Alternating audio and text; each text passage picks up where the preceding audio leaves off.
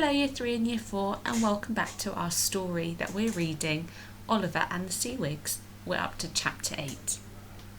Read along with me. Iris woke up suddenly. "Oliver?" she said, sitting up in the dinghy and looking around. Night had fallen while she slept. Moonlight and starlight silvered the sea. The dinghy rose and fell upon a gentle swell. "He's gone," said Mr. Culpepper, swooping down to land on the side of the dinghy with a beak full of sardines. "He left you a note."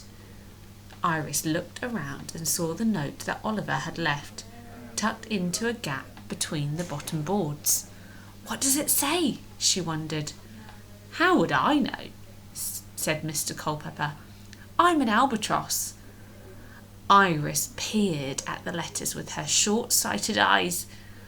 "Gone to the Thirlstone, back soon, love, Oliver." "There you are then," said Mr. Culpepper. Iris looked up.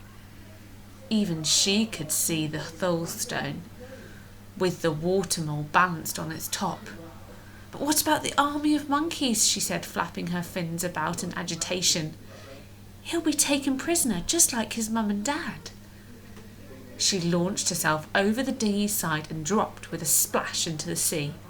It felt good to be in the warm, scented waters of the shallows once again, skimming over the silvery sand, flashing past the feet of rambling isles. But halfway to the Thirlstone she collided with a shoal of mermaids who were heading busily in the other direction.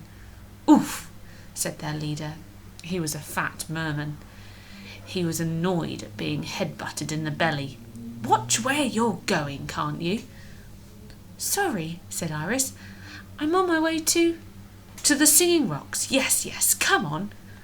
The merman snapped, and before she could say that, no, that wasn't where she was going at all, Iris had been swept up in the excitable shoal of young mermaids. They were all done up to the nines, with polished tails and starfish in their hair. Each carried her comb and mirror. There were a few who Iris knew, the very ones who used to laugh at her short-sightedness. "Where are we going?" she asked as they bustled her along.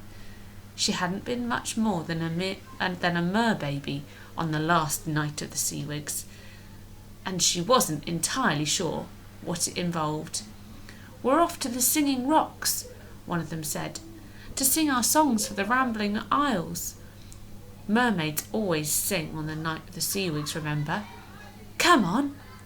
"But I can't sing," Iris protested, trying to turn away. They grabbed her hands and dragged her with them. "Of course you can," they said. "This is no time to be modest. Come along."